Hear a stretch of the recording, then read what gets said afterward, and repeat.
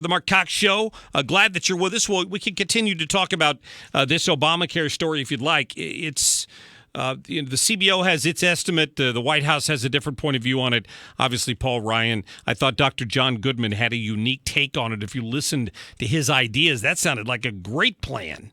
I don't know why they wouldn't have just considered something like that, a health savings account that, the government's taking money that it's already collecting and funding every year to the tune of $2,500. I mean, it's your money. They're just giving it back to you. So that sounded like a good alternative to me. We'll see what ends up coming out of it. A little later this hour, we'll talk to Thomas Helbig, who is our financial advisor here on the show. We can ask Thomas a few questions about what the market's looking like right now and, what your prospects are for retirement one of these days. So far, the Trump stock market's been doing okay. But you never know when that's going to go the other way. So we'll get Thomas in here in a few minutes. He and I have an event coming up we want to talk to you about. In the meantime, have you familiarized yourself with Proposition P? Proposition P is going to be on the April 4th ballot if you're a voter in St. Louis County. So I need to focus on that for just a few minutes. It's a half-cent sales tax that would generate about $80 million a year for public safety.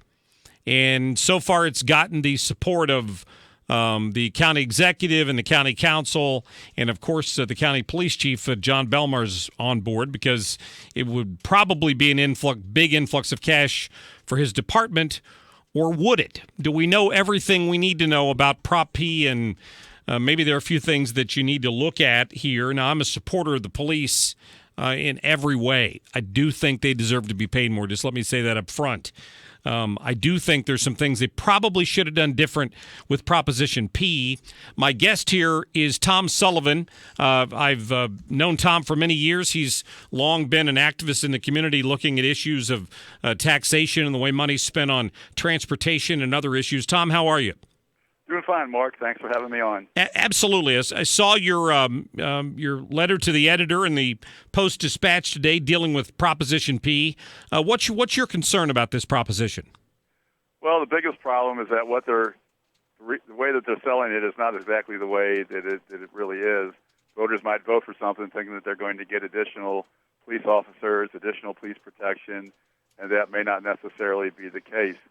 The big problem I have with it is the fact that all it says in the ordinance of putting this on the ballot is that it's to improve police and public safety.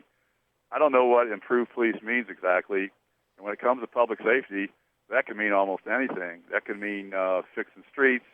That can mean buying new trash trucks. It can mean just about anything. So the big problem with this is that it's going to be a considerable amount of money, which is $80 million. Of that $80 million, 46 is going to go to St. Louis County, and 34 is going to go to the municipalities.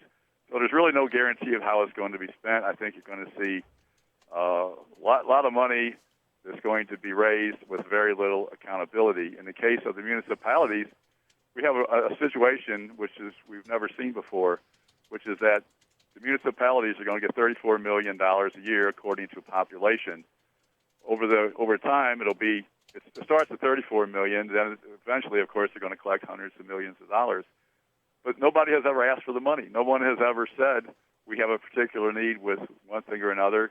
They're just going to get the money. And the reason that is because they're using a state statute that allows a sales tax to be enacted, but it mandates that a part of it goes to the county municipality. So this whole thing is a convoluted proposal from top to bottom. Yeah, I've talked to Chief Belmar about this. I've talked to Steve Stenger about it. I had a couple of county council members on here about it. And the one thing that nobody could answer, I know Chief Belmar says he has been asking for as many as 120 additional officers for his county police force. Certainly this money would go a long way toward making that happen. But as you point out in your editorial, there's nothing in Proposition P that guarantees or the hiring of even one additional officer. And ultimately, there's nothing that guarantees that the money this generates, that the county wouldn't take money it's currently spending on the police and just move it somewhere else in the budget. Correct? That is absolutely correct. Belmar was at the committee meeting that the county council had, and he was specifically asked, well, how many officers do you plan on adding to the force? His response was, that's a moving target. But the fact is, it doesn't matter what the chief says or the police board or the county executive. It's what the ordinance says, and there's nothing in the ordinance that requires any additional police officers. The part about the old money and the new money is also something that voters ought to be aware of, because same way with the lottery, they can put the new money in and the old money, the current money, goes out. At the Republican Central Committee meeting last month, they voted to oppose Proposition P. One of the committee men,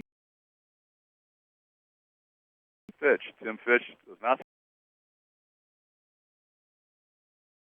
Current funding was the same. He did say he is for additional pay for police officers, and he says they've been neglected for too long. People need to be aware of these issues. Again, anybody that listens to this program, and I know I have a lot of police officers in my audience, I appreciate what you do.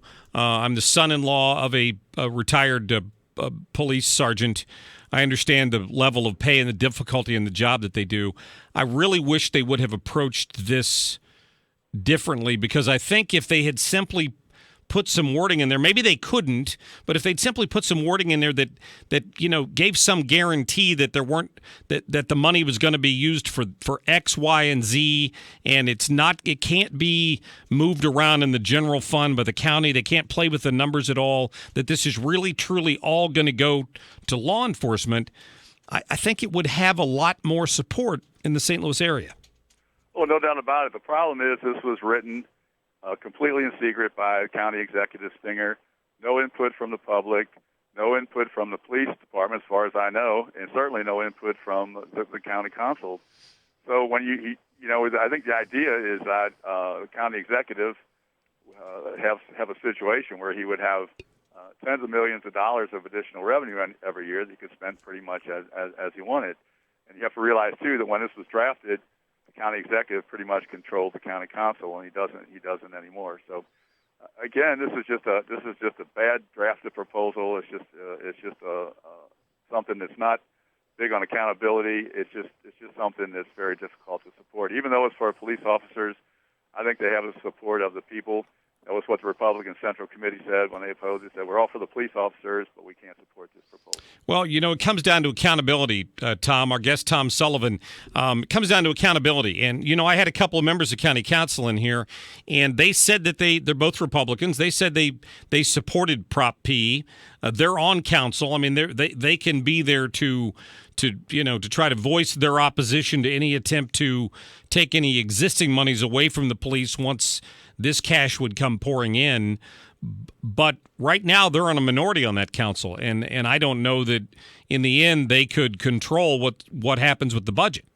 No, we have a fluid situation on a county council. The Democrats have control, but at the same time, there's some Democrats who are not supportive of the county executive. So it's hard to say what's going to happen. Hard to say what's going to happen with that. But the thing of it is that again, you should know what you're going to get when you vote for it. And this has no sunset provision. It just goes on forever. When you figure that it will be increasing every year, obviously a car that you're going to be buying 5 years from now is going to cost more, and it's going to generate more sales tax. So over the next 10 years, you're talking about $1 billion of additional revenue. That's quite a lot of money when you don't really know how it's going to be spent. Well, I direct people to your letter that you posted there at the Post-Dispatch. They can go to STL Today and read it under the editorial section about the fact that there's not a great deal of accountability in there. The best voter is an informed voter, so I would encourage people to go read this and then form their own opinion on whether or not they're going to support Prop P or not. Tom, I appreciate your time, and thanks for your input. Thanks, Mark. Yeah, have a great day. Thank you. Good talking to Tom again. It's been a long time. I used to cover him for a variety of different issues when I worked down at Channel 4. So that's his opinion. You may have a different opinion on it. I'll take your phone calls on it at 314-969-9797 or 866-455-9797. What do you think about Prop P? You know where I stand. I mean, big fan of the police officers, and I don't think that for the risk they take that after they get out of that St. Louis County Police Academy, the raises, the pay scale goes up quickly enough for them, trying to raise families and work second jobs. I know my father-in-law for years worked second and even third jobs to make money for his family. It's not easy. Now, a lot of us have to do that. I'm not saying that it's unique to police, but a lot of us aren't running the risk of being shot at on a daily basis either. So I'd be glad to take some of your phone calls on this. When we come back in just a couple of minutes, we're also going to talk to my friend Thomas Helbig, because Thomas is the financial advisor with Retirement Advisory Group. You hear me talk about it all the time. He's got one of his retirement seminars coming up, and you have an opportunity to attend that if you want over at the Frontenac Hilton. So he'll be along here in a couple of minutes, and we'll get his thoughts on that's coming up. So I'll get to more of your calls. We can talk about health care. We can talk about Prop P.